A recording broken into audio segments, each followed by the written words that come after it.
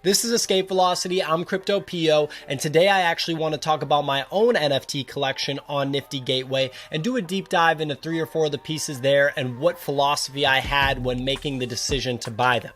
So I first heard about NFTs back in November when I heard the Koch Foster twins interviewed on a podcast that I listened to, and they talked about digital art, NFTs, and Nifty Gateway.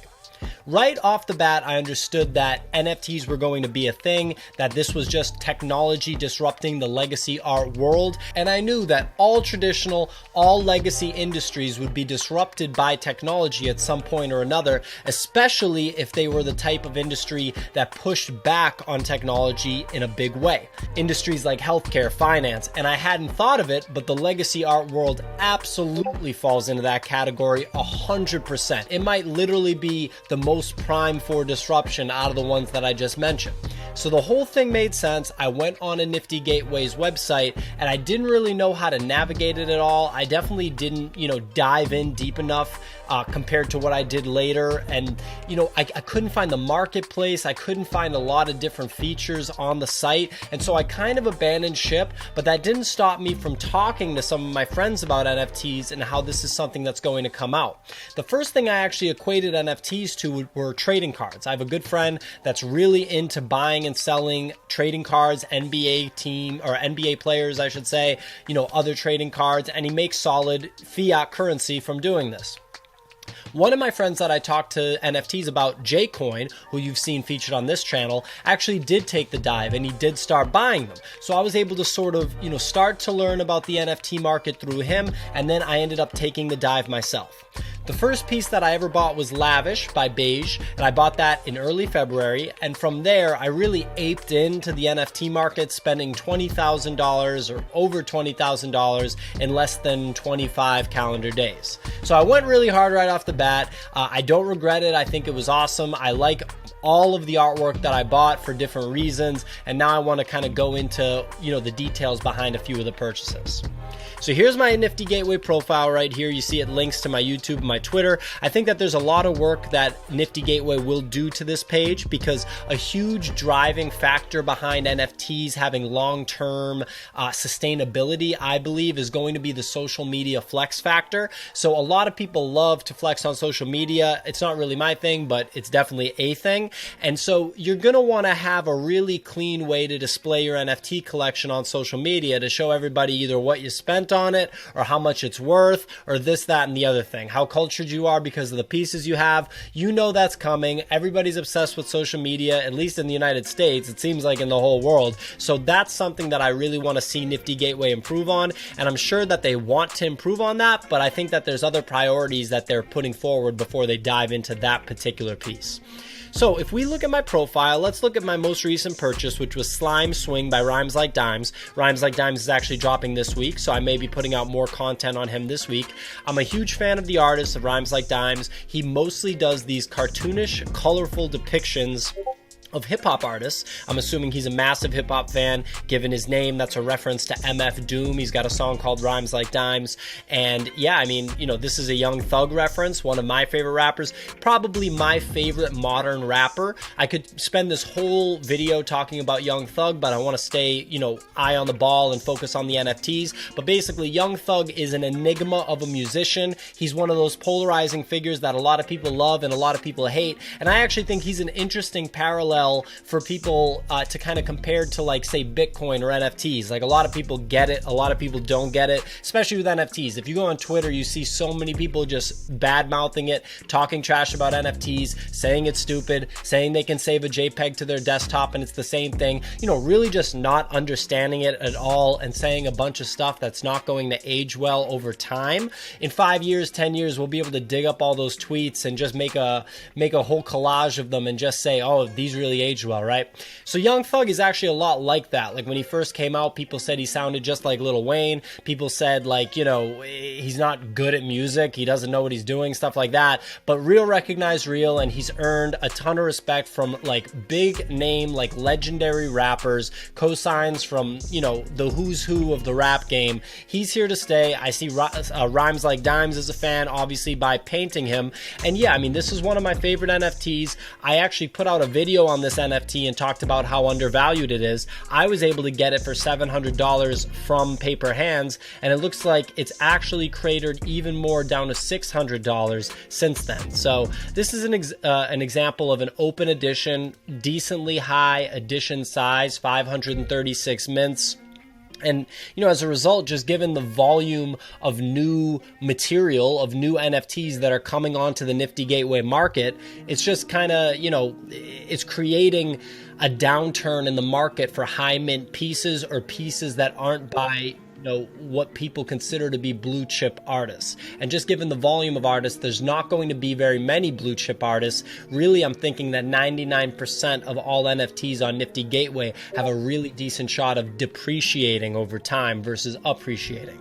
However, this piece I just think is incredibly cool. I think that at the end of the day, Young Thug fans, hip hop fans, fans of music in general really haven't gotten to the NFT space yet. They don't quite understand it. Even though Nifty Gateway has been putting forward a major marketing effort, for example, The Weeknd dropped an NFT this weekend. We saw Halsey drop an NFT in the past 2 weeks. There's all sorts of musicians, Calvin Harris, to go on Steve Aoki. There's been a ton of musicians, and that's definitely a huge marketing plan from Nifty Gateway to get cool musicians to get their fans into NFTs, and for the musicians, they just make a ton of money. So it's all good for them too.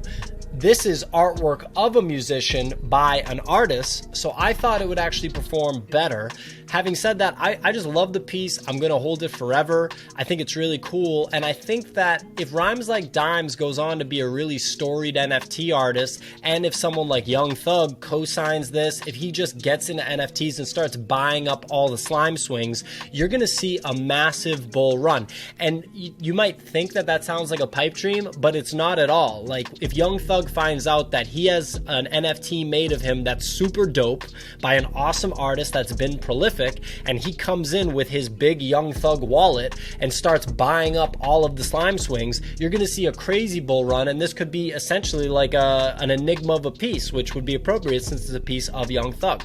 So keep an eye on this one. If you can get it for really cheap, I definitely would recommend it, even though that's not investment advice and NFTs aren't an investment. But yeah, let's move on to this piece. So I actually won this piece in a drawing. This is by Justin Roiland, who is the co-creator and the voice of Rick and Morty from the popular show Rick and Morty that I'm a huge fan of.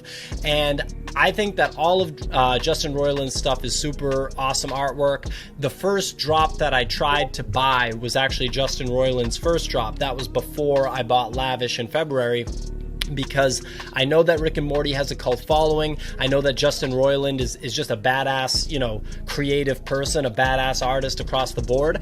And I know that, when shows and different pieces of media have cult followings, that leads to their collectibles being worth a lot of money long term. So I tried to buy the first drop. I didn't understand what open editions were at that time, so I kind of got scared of those, and I tried to get the packs or tried to get the individual ones that just kind of dropped, and you had to be one of the first 50 people to click on them. I was unable to. I was right at my computer as the clock turned 7, still wasn't able to get anything, so it kind of was what it was.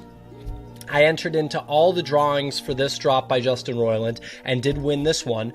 Things that I didn't pay attention to were the high mint count. To have a drawing and do 444 mints, I think that's kind of bold, and I'm not surprised that I won it, considering it had a $1,111 price tag with such a high mint count. So this worked out really well for Justin Roiland. He made almost $500,000 or just under $500,000 off just this one piece in the drop.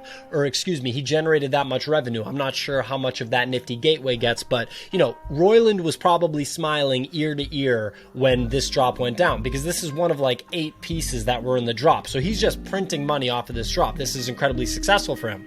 But unfortunately, as you can tell, the piece has really been cratering. You can get it for $345 right now. That's a devastating depreciation rate. To go from $1,111 down to $345, really in a matter of weeks. It came out on March 17th. It came out 2 weeks ago, 2.5 weeks ago.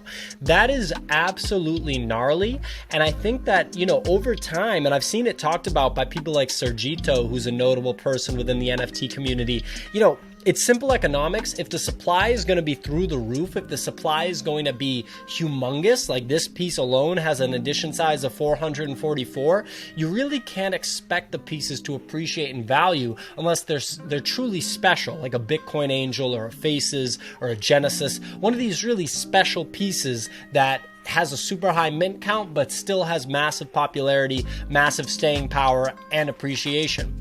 So having said that, I'm holding this.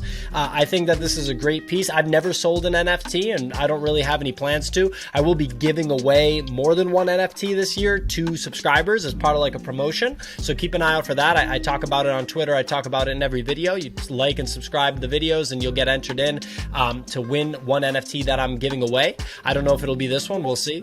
But yeah, I mean, I think that that's a really good example of the supply and demand thing. It's by a notable artist whose first drop performed really well, but when you sort of change the structure and you put in a high mint count like that, different results can happen. So something to think about, something to look at. All right, let's look at this one. This is Dot Pigeon. This is never going to get sold. I'm also not going to give this away in any of the giveaways, so don't ask about it. So this is by Dot Pigeon. He has quickly emerged as a very notable artist on Nifty Gateway. I'll without question be putting out an artist profile on him. You know, all of the content that I need to put out on Dot Pigeon, no question. So this was a drop that happened also in the last month. It happened on March 6th. And it was a really interesting drop. His first drop performed incredibly well. It had low mint counts even on the open editions, and then he got notoriety as an artist, or he got hype as an artist, I should say, and you know, those drops just went through the roof. This one has had multiple bull runs. It's had multiple, you know, pump and dumps. It had a marketing campaign put behind it when Dot Pigeon essentially started a burn, where if you burn 4 copies of Alexa, you're able to get a new an Alexa or something like that. It's like a new mint. So, you know, one of those promotions, which is really awesome.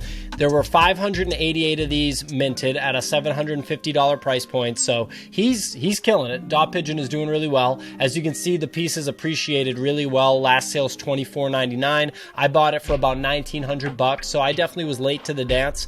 Full transparency, I didn't 100% understand Dot Pigeon's artwork when I first looked at it. I did not get it. I was like, what is this? Like, what is the work? And I think that that's kind of a product of not totally understanding that you can do whatever you want with NFTs, just like you can do whatever you want with traditional art, and that you have to sort of look at these things with a really open mind, because I had like a light bulb go off moment before I bought this piece where I looked at all of Dot Pigeon stuff and I was like, oh my goodness, his stuff is so dope. Like, I didn't get this whole like being inside of a really nice home and having him be in the artwork. Like that ski mask person is him. When he does interviews, he wears the ski mask and all that, you know? And yeah, it just kind of all came crashing down. It's kind of like with Bitcoin, how they talk about it happens slow, then it happens all at once. That's how Dot Pigeon happened to me. And now I'm like, why didn't I buy all of his pieces in his open edition at drop? Because all of his stuff is so sick. Like, I want to show you my absolute favorite one of his pieces, if I can find it here. Just one second. Course, it's taking a long time to load, but he's been just absolutely crushing it, and he's essentially emerged as one of the more notable artists on Nifty Gateway and just in NFTs, period. My favorite piece by him is the one where he is throwing something like up the stairs. It might not even be here. I'll find it in another video and I'll cover it, but I love all of his pieces at this point. I think they're all super cool. I think the fact that this is called Envy and it's got, you know, Beeple, Ferocious, Twisted Vacancy, so that's an interesting one, right? We'll go into that in a different video too. I just think that the whole concepts are super sick, and he's incredibly active in engaging with his fans, with his collectors, and just the NFT community in general. You're going to see a lot more of him. He's an Italian artist from Italy. You know, obviously there's a super storied art history in Italy. My parents are Italian immigrants, so I'm very well versed with that history for sure. But yeah, I mean, big fan of Dot Pigeon, big fan of this piece. I would expect this piece to continue to appreciate.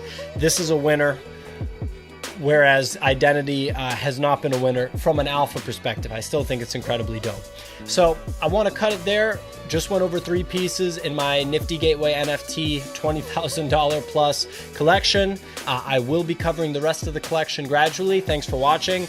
Please like, please subscribe, and tune in for the NFT giveaway when I hit 500 YouTube subscribers. I will be giving away 1 NFT. It won't be Alexa. Sorry, it's not going to be Alexa. But yeah, keep on watching. I'm Crypto PO. This is Escape Velocity. Catch you next time.